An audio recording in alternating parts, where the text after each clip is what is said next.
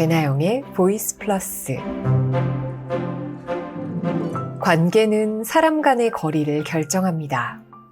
사람 간의 거리가 공간의 밀도를 결정하고 공간의 밀도는 공간 내의 사회적 관계를 결정하죠. 코로나19라는 전염병은 사람과 사람 사이의 간격을 바꾸었고 관계를 바꿨습니다. 사람 간의 관계가 바뀌자 사회도 바뀌고 있죠.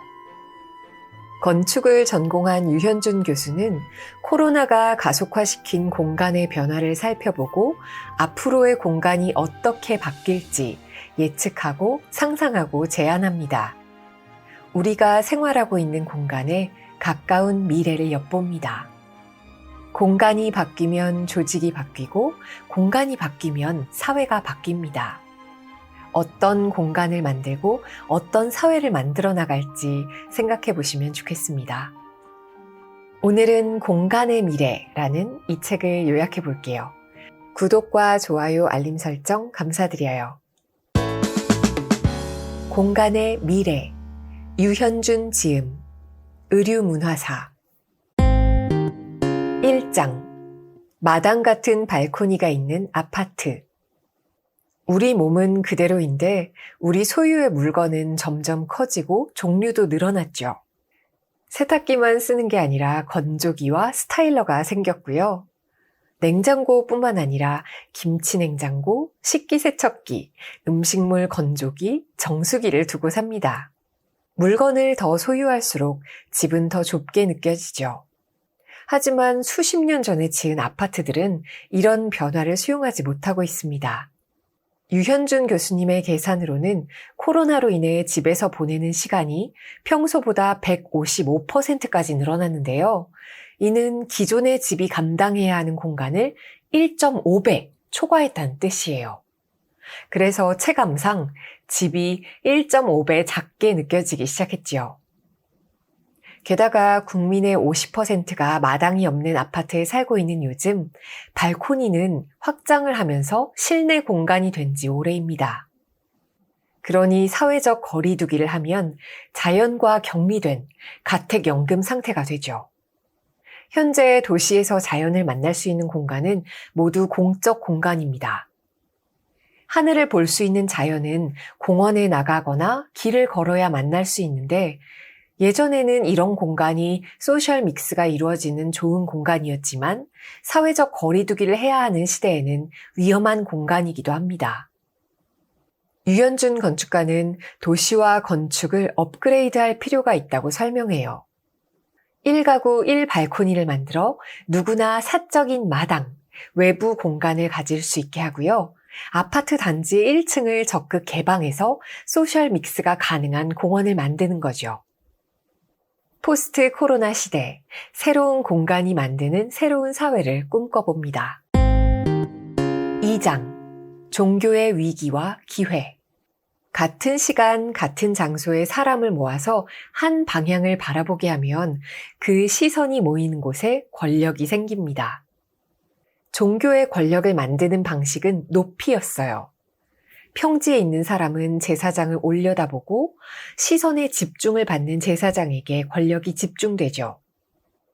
직사각형 평면을 가진 교회에서는 입구에서 멀수록 더 존귀한 자리가 됩니다. 식당에서도 상석은 입구에서 가장 멀고 회사에서도 부장의 자리는 입구에서 가장 먼 창가에 있죠.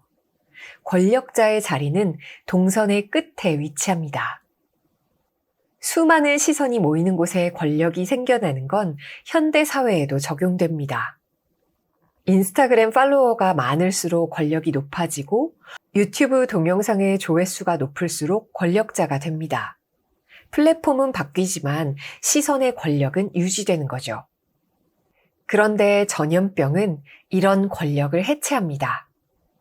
전염병은 간격을 넓히고 밀집도를 낮추고 규모를 줄이고 방향성을 흐트러뜨리면서 기존 권력의 작용과 반대로 작용합니다. 전염병으로 하나의 시공간에 사람들이 모이기 어려워지면서 기존의 권력을 유지하던 종교나 조직들이 약화되고 있습니다. 오히려 코로나로 인해 종교가 더 본질에 접근할 수 있는 기회가 될지도 모르겠어요. 제사장의 권력을 유지하는 게 아니라 자신을 희생하고 이웃을 사랑하는 게 원래 본질적인 종교의 가치 아니었나요? 종교가 사회의 약한 부분을 보살피는 순기능을 회복하고 유지하기 위해 어떻게 재조직되어야 할지 고민할 시점입니다. 3장 1000명의 학생, 1000개의 교육과정. 근대적 개념의 학교는 최소한의 교사로 최대한의 학생을 가르친다는 산업화의 효율성에 기초하기 때문에 교실의 인구 밀도가 높죠. 그래서 학교는 전염병이 생겼을 때 가장 문제가 될 수 있는 공간입니다. 그렇다고 온라인 수업을 하게 되면 교육의 문제가 모두 해결될까요? 학교는 크게 지식 전달, 공동체 경험, 타가소 이런 3가지 기능을 합니다. 동영상 강의는 지식을 전달할 수는 있겠지만 나머지 2개의 기능을 대체하기 어렵습니다. 포스트 코로나 시대에 맞는 학교는 전교생 1000명의 학교 1개보다는 전교생 100명의 학교 10개일 겁니다. 포스트 코로나 시대에 상업시설의 수요가 절반만 줄어도 전체 도시 연면적의 15%가 공실이 됩니다. 이런 비는 상업시설을 주로 주거 공간으로 바꾸고 일부 공간은 정부나 시에서 임대하거나 매입해서 학교나 도서관 같은 시설로 바꾸는 걸 고려해 볼 필요가 있습니다. 학교를 작은 규모로 나누면 교육의 다양성 측면에서도 도움이 되겠죠. 휴대폰 앱으로 선생님과 소규모로 만나서 수업을 할 시간과 장소를 정하고 선생님이 이동하면서 동네 상가의 위성학교 교실에서 모이고 체육 수업도 학교 운동장이 아닌 동네 체육시설을 이용하는 재미있는 상상을 해봅니다. 우리는 더 이상 한 장소의 캠퍼스에 국한되어 학업을 해야 할 필요가 없겠죠. 기술의 발전으로 온라인 수업이 점점 저렴해지면 학교는 소수의 부자들만 모여서 교육을 받는 장소가 될지도 모르겠습니다. 전염병이 심해질수록 공간의 양극화 현상이 심화될 테니까요. 전염병이라는 위기를 통해 기존의 교육 시스템을 점검하고 새로운 공립학교 시스템을 만드는 출발점을 삼으면 좋겠습니다. 4장. 출근은 계속할 것인가? 직장의 공간도 변하고 있습니다.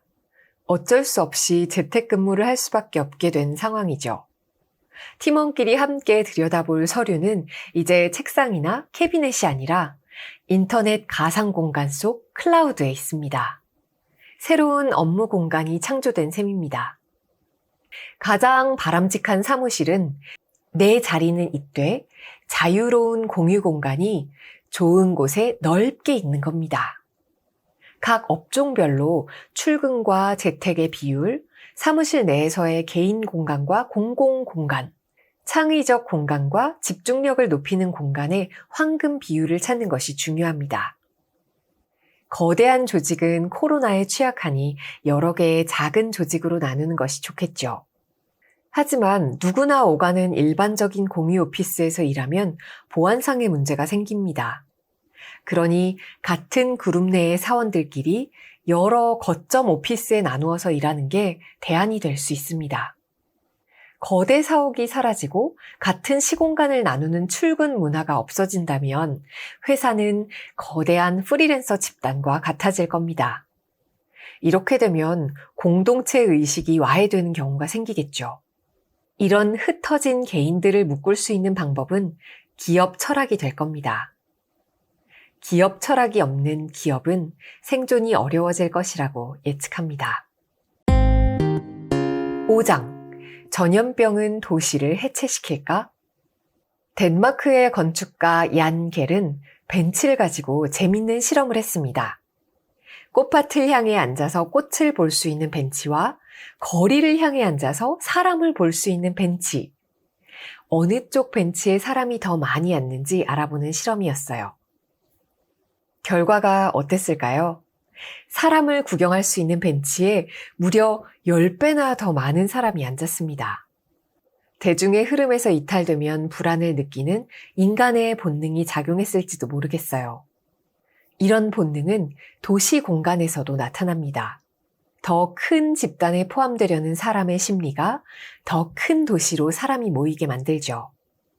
5,000년이 넘는 인류 문명과 도시의 역사를 보면 가끔 심각한 전염병으로 도시가 사라지기도 했지만 인간은 늘 다시 모였고 도시의 규모는 계속 커져왔습니다. 인구가 2배가 되면 도시의 경쟁력은 2배보다 더 큰 2.15배가 된다는 사실도 흥미롭습니다.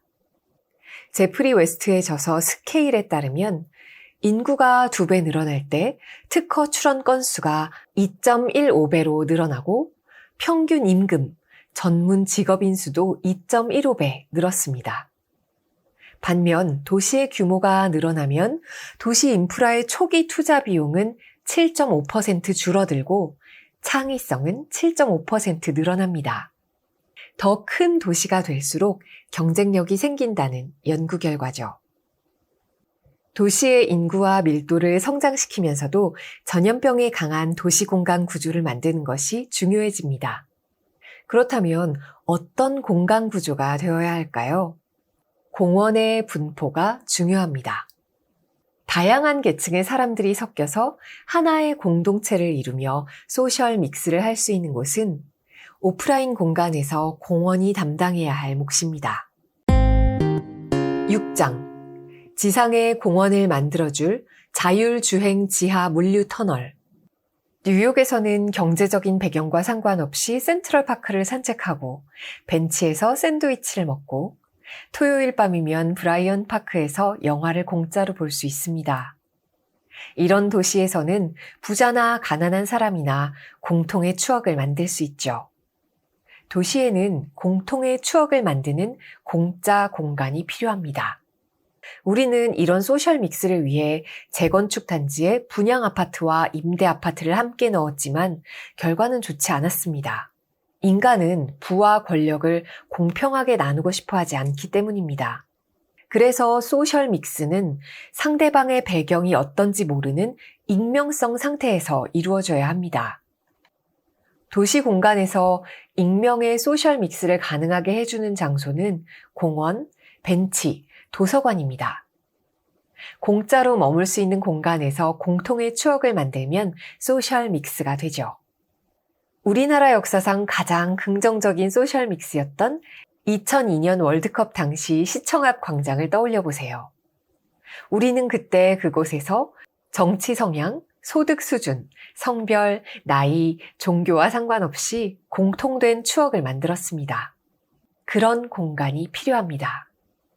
만약 도로가 비워진다면 공원을 만들 수 있지 않을까요? 기술은 발전할수록 눈에 보이지 않는 곳으로 사라집니다. 땅 위에 있던 전봇대와 전선도 다 땅에 묻혀졌죠. 그러니 미래 도시에 새롭게 도입될 필수적인 지하 인프라 시설은 자율주행 로봇만 다니는 로봇 전용 지하 물류 터널이 아닐까 싶습니다. 거대한 트럭이 다니는 커다란 터널이 아니라 직경이 작고 천장고가 낮은 지하 도로망을 뚫어서 운송 로봇이 다니면 에너지 효율도 크게 높일 수 있고요. 자율주행 로봇을 만드는 산업이나 터널을 이용한 벤처 사업들의 창업도 늘어나겠죠. 도로에서 물건을 운송하던 교통량을 지하로 내려보내면 지상의 도로는 인간을 위해 쾌적하게 쓰일 수 있을 겁니다. 7장 그린벨트 보존과 남북 통일을 위한 엣지시티. 집을 지을 땅이 부족하니 주택 문제를 해결하기 위해 그린벨트를 풀어야 한다는 주장이 있습니다만 대한민국의 도시화 비율은 이미 91%입니다.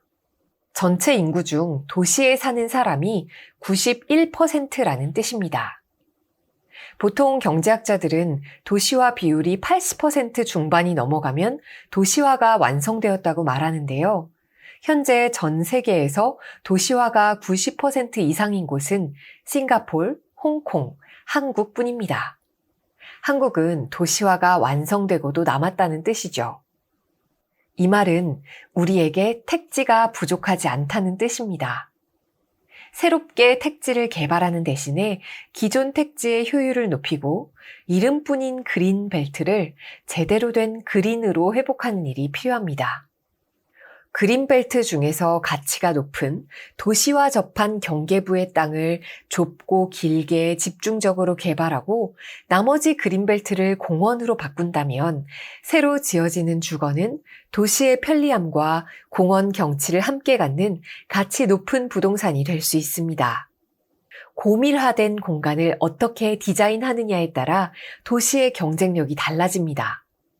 그러니 도시를 스마트하게 고밀화시킬 방법을 찾을 필요가 있습니다. 재개발, 재건축을 촉진하기 위해 여러 규제들을 적절하게 완화할 필요도 있겠죠. 8장. 상업시설의 위기와 진화. 최근 백화점은 대부분의 매장 매출이 급감했지만 명품 브랜드의 매출이 급증해서 전체 매출이 성장한 것으로 나타납니다. 그러니 앞으로 백화점은 살아남기 위해 전체 매장에서 VIP들만 사용하는 공간을 늘리고 이외의 공간을 줄여나가겠죠. 그러나 주거 공간이건 상업 공간이건 선택된 사람들만 사용하는 공간이 늘어나는 건 사회적으로 결코 바람직하지 않습니다. 구분된 공간은 계층 간의 갈등을 유발하고 그런 사회는 지속 가능하지 않다는 걸 역사가 증명하기 때문입니다. 하지만 기업의 입장에서는 당장 구분된 공간을 만들기 위한 유혹을 떨치기 어려울 겁니다. 전염병은 이런 공간의 계층화를 가속화하겠죠. 부자들의 공간은 더 커지고 밀도는 더 낮아질 것이고 나머지 사람들의 공간은 더 줄어들 겁니다. 그래서 일반 시민 누구나 공짜로 누릴 수 있는 양질의 오프라인 공간이 도시의 1층면 곳곳에 배치되도록 도시 공간 구조를 리모델링해야 합니다. 소수의 고소득 소비자들만 사용하는 공간이 도시의 많은 부분을 차지하는 세상은 디스토피아입니다. 9장. 청년의 집은 어디에 있는가? 청년들의 주거를 임대주택으로 공급한다면 어떻게 될까요? 청년 임대주택에서 월세로 살던 청년이 장년이 되면 집값이 너무 올라서 주택 구입을 포기할 가능성이 높겠죠. 또 다른 임대주택을 정치가에게 구걸하게 되면서 경제적 자립이 어려워지고 정부와 정치가에게 더 의존적인 사람으로 남아있게 될지도 모릅니다. 물론 최저소득층을 위해 임대주택 공급을 늘려야 합니다. 또 주택을 사고 싶어 하지 않는 사람들도 있을 겁니다. 하지만 근본적으로 국민들이 주택을 소유하게 해줘야 합니다. 많은 국민이 부동산을 소유하지 못하면 결국 부동산 자산은 정부 아니면 대자본가들만 소유하게 될 것이기 때문입니다. 마찬가지로 공유주택이나 공유오피스를 좋게만 보기는 힘들어요. 기존의 사무실이 공유 오피스로 대체된다면 결국 공유 오피스 기업이 임대사업의 대부분을 차지하는 공룡이 되거든요. 여러 명의 빌딩 주인이 나눠 갔던 부가 하나의 공유 오피스 기업에 집중되는 겁니다. 점점 더 많은 국민이 국가 소유의 임대주택에 살게 되는 건 점점 더 많은 권력을 정치가에게 넘겨주는 일입니다. 임대주택이든 쉐어하우스든 나눠주는 자가 권력을 갖게 된다는 사실을 간과해서는 안 됩니다.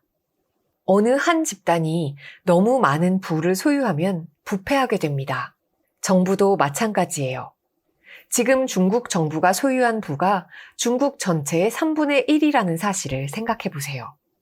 그렇다면 정말 필요한 사람이 집을 소유하게 하는 방법은 무엇일까요? 우선 공급을 늘리는 겁니다. 공급이 부족하고 좋은 집이 없기 때문에 허접한 집조차도 비싸지고 있는 게 현실입니다. 5천만 인구가 4인 가족으로 산다면 몰라도 4인 가족은 현재 16%에 불과합니다. 전체 가구 수의 60%가량이 1, 2인 가구입니다. 그런데도 시장에서는 아직 4인 가족을 중심으로 주택을 공급해요. 실제로 필요한 1, 2인 가구를 위한 아파트를 공급해야죠. 그런데 1, 2인 아파트의 공급이 적으니 가격은 오르고 이들은 주로 오피스텔이나 원룸, 쉐어하우스, 고시원을 전전하게 됩니다. 새로운 평면도의 소형 아파트 대량 공급이 필요합니다. 30평대 아파트 두 세대를 부수고 30평 한 채와 15평 두 채를 지어서 3세대를 만드는 방법도 있죠. 용적률을 올려서 세대수를 더 늘려야 하고요. 그것도 소득 3만 달러 시대에 맞는 수준의 발코니도 있고 1인당 점유 면적이 적절한 시장이 원하는 아파트를 개발해야 합니다. 집을 소유한 사람이 많은 사회가 그렇지 못한 사회보다 더 건전한 공동체를 만들 수 있습니다. 작더라도 내 집을 소유한다는 것은 경제적 자주와 독립을 이루는 확실한 방법입니다. 주택 소유를 통해 더 많은 청년 개개인이 경제적으로 독립할 수 있을 때 바람직한 사회가 만들어질 가능성이 높을 겁니다. 10장 국토 균형 발전을 만드는 방법. 어느 제약회사에서 창의적인 사람의 특징을 조사했더니 우편 배달부나 옆부서 직원들과 쓸데없는 잡담을 많이 하는 사람이었대요. 다양한 사람과 편하게 이야기를 할 때 창의적인 생각이 떠오르는 거죠. 21세기형 기업을 위해 창의적 융합이 일어나는 스마트타운을 만들려면 우연한 만남이 기분 좋게 일어나는 공간이어야 합니다. 골목, 분위기 좋은 카페, 공원과 벤치, 도서관, 갤러리 같은 공간들이죠. 이런 도시적 요소들이 사무적 공간과 융합되어 있는 곳이 다음 세대의 스마트 기업 타운입니다. 융합은 연수원에 모여서 2박 3일 워크숍을 한다고 생기는 게 아니라 한 공간에서 공통의 추억을 만들면서 자연스럽게 그 장소에 대한 자부심이 생겨날 때 만들어집니다. 제대로 된 공간과 그 공간이 만드는 새로운 라이프 스타일을 제공하는 도시에는 비슷한 가치관을 가진 사람들이 모여들고 경쟁력 있는 도시로 성장할 수 있을 겁니다. 만약 그런 도시가 생긴다면 수도권의 사람들뿐만 아니라 전 세계의 사람들이 찾고 싶어하는 공간이 될 수도 있겠죠. 11장 공간으로 사회적 가치 창출하기. 건축은 같은 예산을 들이더라도 창의적 디자인으로 사회적 가치를 창출할 수 있습니다. 한 번 지어지면 공공의 공간 속에 오래 남기 때문이죠. 창의적 디자인을 통해 갈등을 화합으로 이끌 수도 있습니다. 나를 안아주는 심리적 안정감을 주는 공면으로 마무리한 교회라던가 사람의 삶의 모습이 건물의 마감재가 되는 발코니, 뒷골목에서 지나가던 사람도 카페의 건물 사이로 바다를 볼 수 있도록 하는 공간이 그 예시입니다. 건물 내부의 사람만 좋은 건축물이 아니라 외부의 시민들에게도 혜택을 줄 수 있는 건축이 필요합니다. 상대방이 이익이 되면 내가 피해를 보는 제로섬 게임이 아니라 디자인으로 사회적 가치를 창출해 서로 윈윈하는 해결책을 제시할 수 있습니다.